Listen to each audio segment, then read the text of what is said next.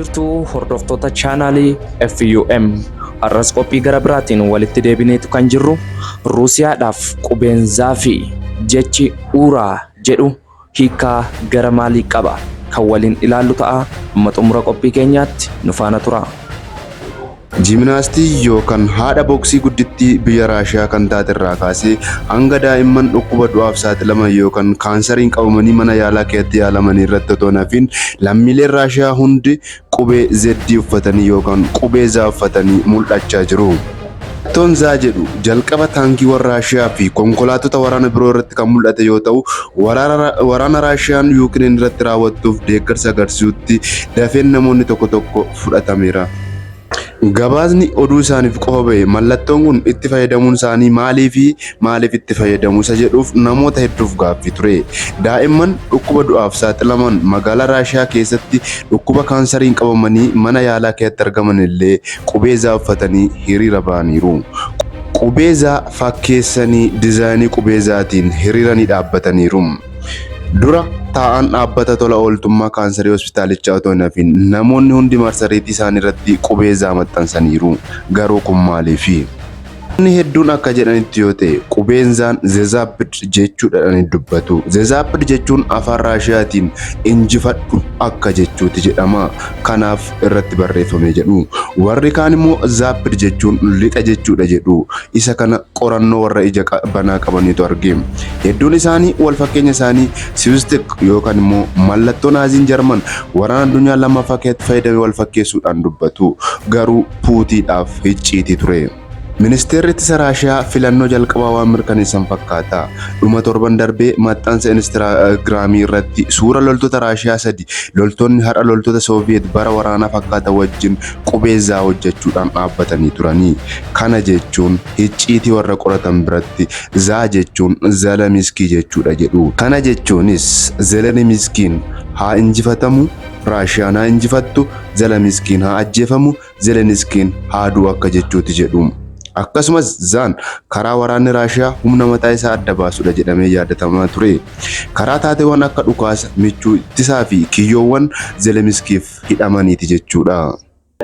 Gabaasni biroo akka jedhanitti mallattoon kun mala ka'umsa humnoota kan ittiin agarsiisu ta'uu ibsaniiru. Fakkeenyaaf tokkoon Z humnoota kutaa bahaa Raashiyaa irraa dhufan kan agarsiisu yoo ta'u, Zauskeer keessatti konkolaataan Raashiyaa biroo irratti mul'atan jechuudha. Konkolaatonni kun taankiiwwan waraana hamoo fe'anii warra socho'an jechuudha.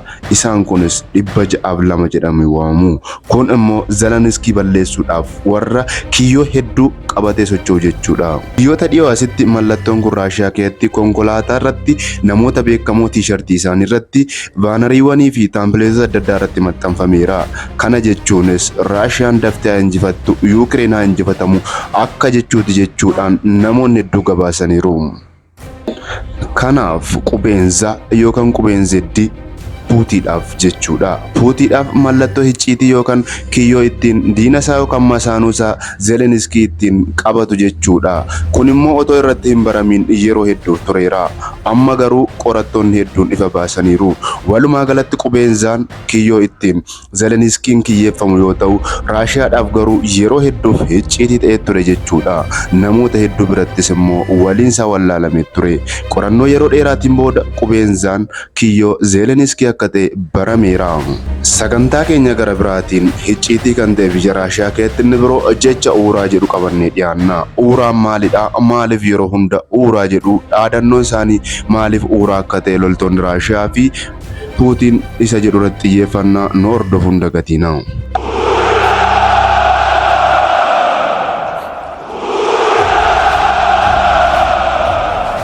Raashiyaanonni uuraa jennaan gara duubaa hin deebi'anii. Garuu jechi uuraa jedhu maalidha? Kun immoo bara 1815 yeroo Naapoleen injifatanii kaasanii hanga guyyaa har'aatti uuraa jennaan duubatti hin deebi'anii. Naapoleen jechuun gooticha biyya Firaans yoo ta'u, Awurooppaa hunda kan koloneeffatedha. Raashiyaa koloneeffachuuf yoo dhaqu garuu uuraa jechuun dhaadachuudhaan Naapolee biyya nyaachisanii. Kanaaf Raashiyaan biyya haga ammaatti eenyuun hin koloneeffatamnedha jechuudha.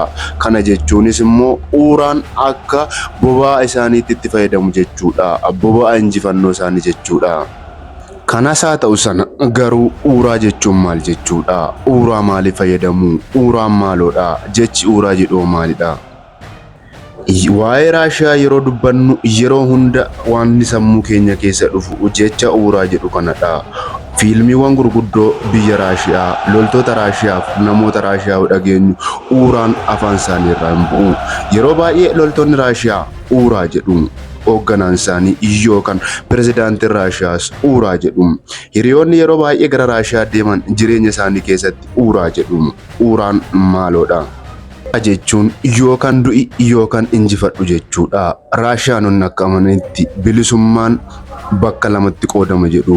Bilisummaan tokko jiraachuudhaan injifachuu jechuudha. Bilisummaa lammaffaan immoo du'anii bilisoomu jechuudha. Kanaaf yookaan jiraadhuuti bilisummaan jiraadhu yookaan du'i obbaafadhu jechuudhaan dubbatu. Jecha kanaafis salphaatti kan isaan bakka buusan uuraadha. Ammatti wanti baay'ee nama ajaa'ibsiisu yeroo agarsiisa injifannoo Raashiyaa hundi ta'uu qabutti uuraa jechuudha. Puutiin yeroo dubbatu xumura loltoota humnoota hidhatan sadan yookaan immoo humna qilleensaa, humna galaanaa fi humna lafoo fuulduratti uuraa jedhee dubbata. Uuraan Raashiyaa keessatti namni hundi ni dubbata ni jedhasi. Lammiileen Raashiyaa battalatti barattoonni idila addunyaa hundumti achi dhaqan uuraa jechuuf dirqamu. Kunis immoo maaliif kan jedhuuf injifannoo Raashiyaa labsuuf jechuudha. Gaaffiin jiru jechi uuraa yookaan yaappaa jedhu kun inni hiikti isaanii sirriin maaloodha? Dhuguma hiikti gosa hedduu kan qabu yoo ta'u caalaan isaanii ibsa waraanaa yookaan dorgommii edda injifatanii booda jecha dubbatamudha. Afaan Raashiyaa ammayyaatiin yoo ta'e don't surprise our joy jechuudha. Jechuunis yaappaa jechuudha. Jechuunis diina kee hin gammachiisin injifadhuutii gammadi malee akka jechuuti. Kana yoo dubbannu namni hundi hiika uuraa irratti hubannoo murtaa'aa qaba jennee hin amannu. Garuu uuraan jedhu warri waa'ee uuraa qoratanii yookaan jiraadhu bilisummaan jiraadhu yookaan du'iitii bilisoomii akka jechuuti jedhu. Egaa kabajamtootaaf jaalatamtoota hordoftoota keenya icciitiiwwan Raashiyaa keessatti uuraa fi qubee zeddii gabaabbinaan kana fakkaata. Odeeffannoo dabalataa bal'aa argachuu yoo feetan toora chaanaal yuutuubii keenya hordofuun dagatinaa.